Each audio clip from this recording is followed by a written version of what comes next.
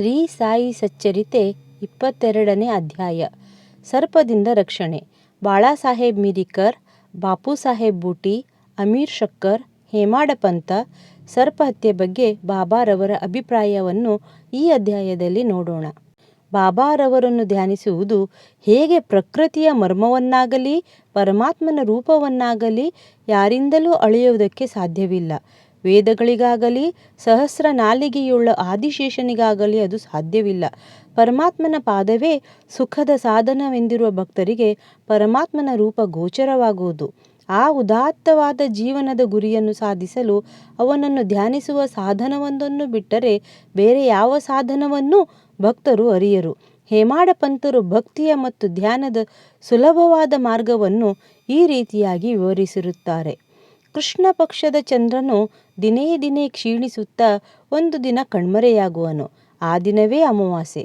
ನಂತರ ಶುಕ್ಲ ಪಕ್ಷ ಆರಂಭವಾಗಿ ಚಂದ್ರನು ಪ್ರಕಾಶಿಸತೊಡಗುತ್ತಾನೆ. ಆಗ ಜನಕೋಟಿಯು ಚಂದ್ರನನ್ನು ನೋಡಲು ಹಾತೊರೆಯುತ್ತದೆ. ಪ್ರತಿಪದೆಯ ಆ ದಿನ ಚಂದ್ರನು ಕಾಣಿಸುವುದೇ ಇಲ್ಲ. ಮರುದಿನ ಸ್ವಲ್ಪ ಕಾಣುತ್ತಾನೆ. ವೃಕ್ಷಗಳ ಎಲೆಗಳ ಸಂಧಿಯಲ್ಲಿ ಕಾತುರರಾಗಿ ನಾವು ನೋಡುತ್ತಿದ್ದರೆ ಆ ಚಂದ್ರನ ಸೊಬಗೇ ಬೇರೆ. ಇದನ್ನೇ ಆಧಾರವಾಗಿಟ್ಟುಕೊಂಡು ಈಗ ಸಾಯಿಬಾಬಾರವರ ದಿವ್ಯ ತೇಜ ಪ್ರತಿಭೆಯನ್ನು ಅವಲೋಕಿಸೋಣ. ಸಾಯಿಬಾಬಾರವರ ಫೋಟೋ ನೋಡಿ, ಎಷ್ಟು ಮುದ್ದಾಗಿದೆ. ಬಲಗಾಲನ್ನು ಎಡಗಾಲಿನ ಮಂಡಿಯ ಮೇಲೆ ಹಾಕಿಕೊಂಡು ಎಡಗೈ ಬೆರಳುಗಳನ್ನು ಬಲಗಾಲಿನ ಪಾದದ ಮೇಲಿಟ್ಟುಕೊಂಡು ಕುಳಿತಿದ್ದಾರೆ. ಬಲಗಾಲಿನ ಹೆಬ್ಬೆಟ್ಟಿನ ಮೇಲೆ ಎಡಗೈ ತೋರು ಬೆರಳು ಮತ್ತು ಮಧ್ಯದ ಬೆರಳುಗಳನ್ನು ಇಟ್ಟುಕೊಂಡಿರುತ್ತಾರೆ. ಈ ಸ್ಥಿತಿಯಲ್ಲಿ ಕುಳಿತಿರುವ ಬಾಬಾ, ನೀವು ನನ್ನ ಪ್ರತಿಭೆಯನ್ನು ಕಾಣಬಯಸಿದರೆ ಅಹಂಕಾರ ಮತ್ತು ಮಮಕಾರವನ್ನು ತ್ಯಜಿಸಿರಿ. ತೋರ ಬೆರಳು ಮತ್ತು ಮಧ್ಯ ಬೆರಳು ಇವುಗಳ ಮಧ್ಯೆ ಕಾಣುವ ಬಲಗಾಲಿನ ಹೆಬ್ಬೆಟ್ಟಿನ ಮೇಲೆ ನಿಮ್ಮ ಚಿತ್ತವಿಟ್ಟು ಧ್ಯಾನಿಸಿರಿ. ಆಗ ನಿಮಗೆ ಪ್ರತಿಭೆಯ ಅರಿವಾಗುತ್ತದೆ ಎಂದು ಹೇಳುವಂತಿದೆ ಆ ನೋಟದ ವೈಖರಿ. ಇದೇ ಭಕ್ತಿ ಮಾರ್ಗದ ಸುಲಭ ಸಾಧನ. ಈಗ ಬಾಬಾರವರ ಜೀವಿತವನ್ನು ನೋಡೋಣ. ಬಾಬಾರವರು ಅಲ್ಲಿ ವಾಸ್ತವ್ಯ ಮಾಡಿದ ಮೇಲೆ ಶಿರಡಿಯು ಒಂದು ದೊಡ್ಡ ಯಾತ್ರಾ ಸ್ಥಳವಾಯಿತು. ದೇಶದ ಮೂಲೆ ಮೂಲೆಗಳಿಂದ ಭಕ್ತರು ಬಂದು ಮಸೀದಿಯಲ್ಲಿ ನೆರೆಯುತ್ತಿದ್ದರು. ಬಡವ ಬಲ್ಲಿದರೆಂಬ ಭೇದವೇ ಇರಲಿಲ್ಲ. ಬಾಬಾರವರ ಅಪರಿಮಿತವಾದ ಪ್ರೀತಿ, ಅವರ ಅತ್ಯಾಶ್ಚರ್ಯಕರವಾದ ಜ್ಞಾನ ಸಂಪತ್ತು, ಅಂತರಾತ್ಮಿತ್ವ ಇವುಗಳನ್ನು ಬಣ್ಣಿಸಲು ಯಾರು ಶಕ್ತರು? ಇವೆಲ್ಲದರ ಅನುಭವ ಪಡೆದಿರುವವರೇ ಧನ್ಯರು. ಕೆಲವು ಸಾರಿ ಬಾಬಾರವರು ಮೌನವನ್ನು ಧರಿಸಿ ಪರಬ್ರಹ್ಮನನ್ನು ಆರಾಧಿಸುತ್ತಿದ್ದರು. ಕೆಲವು ಸಾರಿ ಜಾಗೃತಾವಸ್ಥೆಯಲ್ಲಿ ಭಕ್ತರೊಡನೆ ಕಲೆತಿರುತ್ತಿದ್ದರು. ಕೆಲವು ಸಾರಿ ನೀತಿಕಥೆಗಳನ್ನು ಹೇಳುತ್ತಿದ್ದರು. ಅನೇಕ ಸಾರಿ ಹಾಸ್ಯ ಮತ್ತು ವಿನೋದ ಮಾಡುತ್ತಿದ್ದರು. ಕೆಲವು ಸಾರಿ ಶಾಂತಿಯಿಂದಿರುತ್ತಿದ್ದರು ಮತ್ತು ಕೆಲವು ಸಾರಿ ಕುಪಿತರಾಗಿರುತ್ತಿದ್ದರು. ಕೆಲವು ಸಾರಿ ಸಂಕ್ಷಿಪ್ತವಾಗಿ ಬೋಧಿಸುತ್ತಿದ್ದರು. ಕೆಲವು ಸಾರಿ ಸುಮ್ಮನೆ ವಾದಿಸುತ್ತಿದ್ದರು. ಅನೇಕ ಸಾರಿ ಸರಳವಾಗಿರುತ್ತಿದ್ದರು. ಭಕ್ತರಿಗೆ ಅನುಗುಣವಾದ ವಿಧೋಪದೇಶ ನೀಡುತ್ತಿದ್ದರು. ಆದ್ದರಿಂದ ಅವರ ಜೀವನವು ನಮ್ಮ ಬುದ್ಧಿ, ಮಾತು ಮತ್ತು ದೃಷ್ಟಿಗೆ ಮೀರಿದ್ದಾಗಿತ್ತು. ಅವರನ್ನು ನೋಡಬೇಕೆಂಬ ಬಯಕೆ, ಮಾತನಾಡಿಸಬೇಕೆಂಬ ಬಯಕೆ ಇವುಗಳಿಗೆ ತೃಪ್ತಿಯೇ ಇರಲಿಲ್ಲ. ಆದರೂ ಭಕ್ತರು ಪರಮಾನಂದಭರಿತರಾಗಿದ್ದರು. ಮಳೆಯ ಹನಿಗಳನ್ನು ಎಣಿಸಬಹುದು, ಗಾಳಿಯನ್ನು ಚರ್ಮದ ಚೀಲದಲ್ಲಿ ಕಟ್ಟಿಡಬಹುದು, ಆದರೆ ಬಾಬಾರವರ ಲೀಲೆಗಳನ್ನು ಅಳತೆ ಮಾಡಲು ಸಾಧ್ಯವಿಲ್ಲ.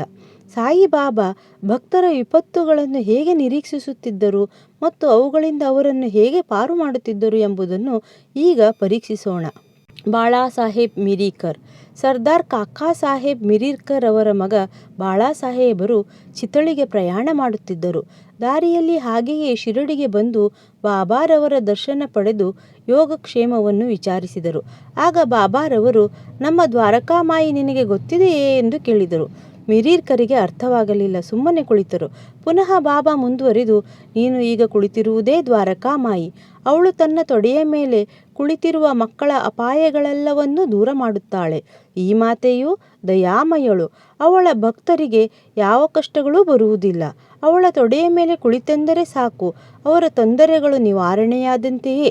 ಅವಳ ನೆರಳಿನಲ್ಲಿ ಆಶ್ರಯ ಪಡೆದವರು ಆಶೀರ್ವಾದ ಪಡೆದಂತೆಯೇ ಎಂದು ಹೇಳಿದರು. ನಂತರ ಅವರಿಗೆ ಉದಿಯನ್ನು ಕೊಟ್ಟು ಅವರ ಮಸ್ತಕದ ಮೇಲೆ ಅಭಯ ಹಸ್ತವನ್ನಿಟ್ಟು ಆಶೀರ್ವದಿಸಿದರು. ಮಿರಿಕರರು ಇನ್ನೇನು ಹೊರಡುವುದರಲ್ಲಿದ್ದರು. ಆಗ ಬಾಬಾ ಅವರು ಪುನಃ ಲಂಬೂಬಾವು ಸರ್ಪ ನಿನಗೆ ಗೊತ್ತಿದೆಯೇ ಎಂದು ಕೇಳಿದರು. ನಂತರ ತಮ್ಮ ಎಡಗೈ ಮುಷ್ಟಿಯನ್ನು ಸರ್ಪದಂತೆ ಅಲ್ಲಾಡಿಸುತ್ತಾ, ಅವನು ಬಹಳ ಭಯಂಕರನು, ಆದರೆ ದ್ವಾರಕಾಮಾಯಿಯ ಮಕ್ಕಳನ್ನೇನು ಮಾಡಬಲ್ಲನು?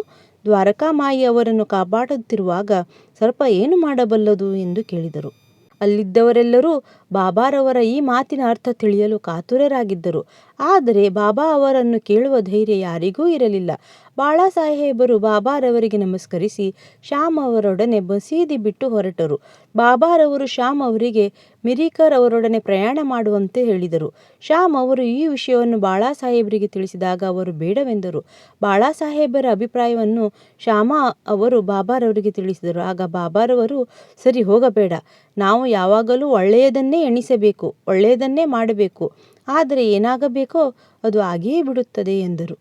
ಸ್ವಲ್ಪ ಕ್ಷಣದಲ್ಲಿಯೇ ಬಾಳಾಸಾಹೇಬರು ಪುನಃ ಯೋಚಿಸಿ ಶ್ಯಾಮ್ ಅವರನ್ನು ಕರೆದು ಅವರು ತಮ್ಮ ಜೊತೆಯಲ್ಲಿ ಬರಬಹುದೆಂದರು.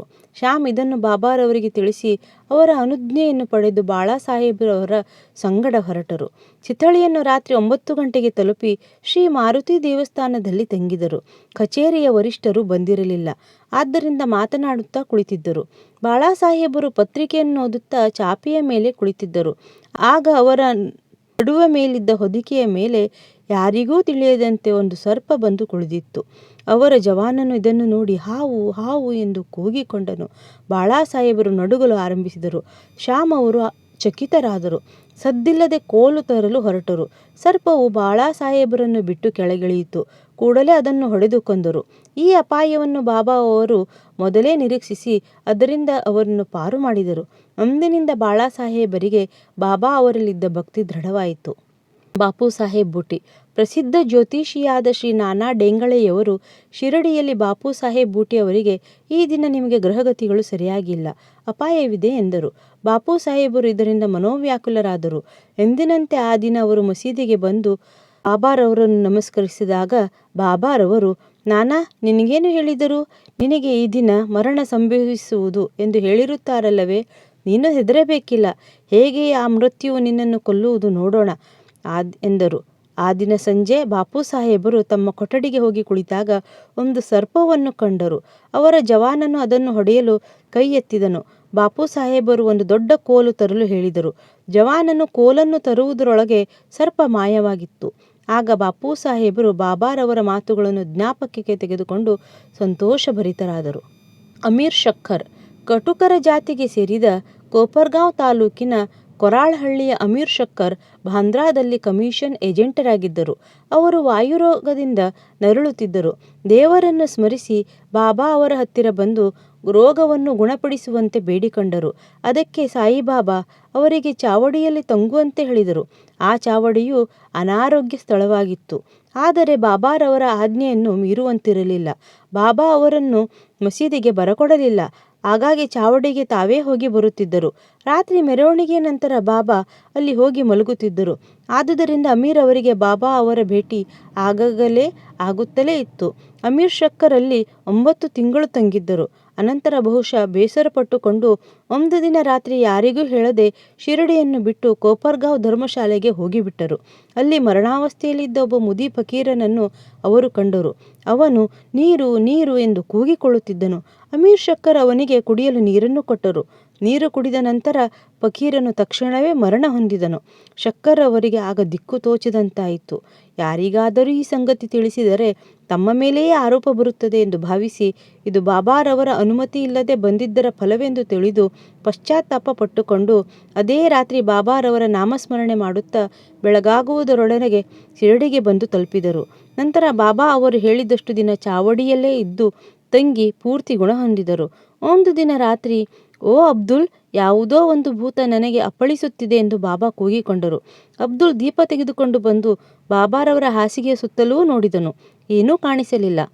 ಬಾಬಾ ಅವನಿಗೆ ಸರಿಯಾಗಿ ನೋಡಲು ಹೇಳಿ ತಮ್ಮ ಸಟಕಾದಿಂದ ನೆಲಕ್ಕೆ ಹೊಡೆಯುತ್ತಾ ಕುಳಿತರು. ಅಮೀರ್ ಶಕ್ಕರ್ ಸರ್ಪ ಬಂದಿರಬಹುದೆಂದು ಅನುಮಾನಿಸಿದರು. ಅಮೀರರಿಗೆ ಬಾಬಾರವರ ರೀತಿ ನೀತಿಗಳನ್ನು ಗ್ರಹಿಸುವ ಶಕ್ತಿ ಇದ್ದಿತು. ಬಾಬಾ ಅವರಿಗೆ ಶಕ್ಕರರ ಹಾಸಿಗೆ ಹತ್ತಿರ ಒಂದು ಸರ್ಪ ಕಾಣಿಸಿತು. ಅಬ್ದುಲ್ಲನಿಗೆ ಅಲ್ಲಿ ದೀಪವನ್ನು ತರಲು ಹೇಳಿದರು. ದೀಪದ ಬೆಳಕಿನಲ್ಲಿ ಹಾಸಿಗೆಯ ಬಳಿ ಸರ್ಪವೊಂದು ಸುತ್ತಿಕೊಂಡು ಕುಳಿತಿರುವುದು ಕಂಡುಬಂದಿತು. ಕೂಡಲೇ ಅದನ್ನು ಕೊಲ್ಲಲಾಯಿತು. ಹೀಗೆ ಬಾಬಾ ಸಮಯೋಚಿತ ಎಚ್ಚರಿಕೆ ಕೊಟ್ಟು ಅಮೀರರನ್ನು ಕಾಪಾಡಿದರು. ಹಾವು ಮತ್ತು ಚೇಳು. ಬಾಬಾರವರು ತಿಳಿಸಿದ ಪ್ರಕಾರ ಕಾಕಾ ಸಾಹೇಬ್ ದೀಕ್ಷಿತರು ಪ್ರತಿದಿನ ಏಕನಾಥರಿಂದ ವಿರಚಿತವಾದ ಭಾಗವತ ಮತ್ತು ಭಾವಾರ್ಥ ರಾಮಾಯಣ ಎಂಬ 2 ಗ್ರಂಥಗಳನ್ನು ಮಸೀದಿಯಲ್ಲಿ ಪಠಣ ಮಾಡುತ್ತಿದ್ದರು. ತಮ್ಮ ಮಾತೆಯ ಅನುಜ್ಞೆಯಂತೆ ಶ್ರೀ ಹನುಮಾನ ಶ್ರೀರಾಮನ ಮಹತ್ವವನ್ನು ಪರೀಕ್ಷಿಸಿದ ಭಾಗವನವರು ಹೇಳುತ್ತಿರುವಾಗ ಸ್ತೋತ್ರಗಳು ಮುಗ್ಧರಾಗಿದ್ದರು. ಅವರಲ್ಲಿ ಹೇಮಾಡ ಪಂತರು ಒಬ್ಬರಾಗಿದ್ದರು. ಆಗ ದೊಡ್ಡ ಚೇಳೊಂದು, ಅದು ಎಲ್ಲಿಂದ ಬಂದಿತೋ ತಿಳಿಯದು, ಹೇಮಾಡ ಪಂತರ ನಡುವಿನ ಮೇಲೆ ಬಂದು ಕುಳಿತಿತ್ತು. ಮೊದಲು ಅದು ಅವರಿಗೆ ಗೊತ್ತಾಗಲೇ ಇಲ್ಲ. ಪರಮಾತ್ಮನ ಲೀಲೆಗಳನ್ನು ಕೇಳುತ್ತಿರುವವರನ್ನು ಪರಮಾತ್ಮನೇ ರಕ್ಷಿಸುವವನಾಗಿದ್ದರಿಂದ ಅವರಿಗೆ ಚೇಳು ಕುಳಿತಿರುವುದು ಹೇಗೋ ತಿಳಿಯಿತು.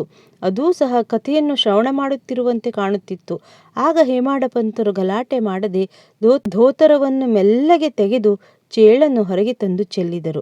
ಇನ್ನೊಂದು ಸಂದರ್ಭದಲ್ಲಿ ಕೆಲವರು ಒಂದು ರಾತ್ರಿ ದೀಕ್ಷಿತವಾಡದ ಅಟ್ಟದ ಮೇಲೆ ಮಾತಾಡುತ್ತಾ ಕುಳಿತಿದ್ದರು. ಆಗ ಕಿಟಕಿಯ ಸಂದಿಯಿಂದ ಒಂದು ಭಯಂಕರ ಸರ್ಪವು ಬಂದು ಸುರುಳಿ ಸುತ್ತಿಕೊಂಡು ಕುಳಿತಿತು. ಎಲ್ಲರೂ ಕೋಲು ತರಲು ಹೊರಟರು. ಅದನ್ನು ಹೊಡೆಯಲು ಪ್ರಯತ್ನಪಟ್ಟರು. ಆದರೂ ಅದು ಸಿಗದೆ ಸಂದಿಯ ಮೂಲಕ ಮಾಯವಾಯಿತು. ಬಾಬಾರವರ ಅಭಿಪ್ರಾಯ. ಆಗ ಮುಕ್ತಾರಾಬನೆಂಬ ಭಕ್ತನು ಅದು ತಪ್ಪಿಸಿಕೊಂಡು ಹೋಗಿರುವುದು ಒಳ್ಳೆಯದಾಯಿತೆಂದು ಹೇಳಿದನು. ಅದಕ್ಕೆ ಹೇಮಾಡ ಪಂತರು ಸರ್ಪಗಳನ್ನು ಕೊಲ್ಲುವುದು ಸರಿ ಎಂದು ವಾದಿಸಿದರು. ಹೀಗೆ ಚರ್ಚೆ ಬಿರುಸಾಗಿ ನಡೆಯತೊಡಗಿತು. ಕೊನೆಗೆ ಎಲ್ಲರೂ ತಮ್ಮ ಮನೆಗೆ ಹಿಂತಿರುಗಿದರು. ಮರುದಿನ ಬಾಬಾ ಮಸೀದಿಯಲ್ಲಿ ಕುಳಿತಾಗ, ನಿನ್ನೆ ರಾತ್ರಿ ವಾಡಾದಲ್ಲಿ ಯಾವ ಚರ್ಚೆ ನಡೆಯಿತು ಎಂದು ಕೇಳಿದರು. ಅವರಿಗೆ ವಿಷಯವನ್ನು ತಿಳಿಸಿದಾಗ ಬಾಬಾ, ಚೇಳುಗಳೇ ಇರಲಿ, ಸರ್ಪಗಳೇ ಇರಲಿ, ಭಗವಂತನು ಎಲ್ಲ ಪ್ರಾಣಿಗಳಲ್ಲಿಯೂ ಜೀವಿಸಿರುತ್ತಾನೆ. ಅವನೇ ಪ್ರಪಂಚದ ಸೃಷ್ಟಿ ಸ್ಥಿತಿ ಲಯಗಳಿಗೆ ಕಾರಣನು. ಸಕಲ ಜೀವರಾಶಿಗಳೂ ಸಹ ಅವನ ಆಜ್ಞೆಯನ್ನು ಪಾಲಿಸಲೇಬೇಕು. ಅವನ ಇಚ್ಛೆಯಿಲ್ಲದೆ ಯಾರೂ ಇತರರಿಗೆ ಕೆಡಕು ಮಾಡಲು ಸಾಧ್ಯವಿಲ್ಲ. ಇಡೀ ಪ್ರಪಂಚ ಅವನ ಆಶ್ರಿತ, ಯಾರೂ ಸ್ವತಂತ್ರರಲ್ಲ. ಆದ್ದರಿಂದ ನಾವು ಸಕಲ ಪ್ರಾಣಿಗಳಲ್ಲಿಯೂ ಪ್ರೀತಿ ಮತ್ತು ದಯೆಯನ್ನು ತೋರಿಸಬೇಕು. ಅವುಗಳನ್ನು ವಿನಾಕಾರಣ ಕೊಲ್ಲುವುದನ್ನು ಬಿಡಬೇಕು. ದೇವರೇ ಸರ್ವರಕ್ಷಕ ಎಂದು ಉಪದೇಶಿಸಿದರು. ಶ್ರೀ ಸಾಯಿ ಪ್ರಣಾಮ.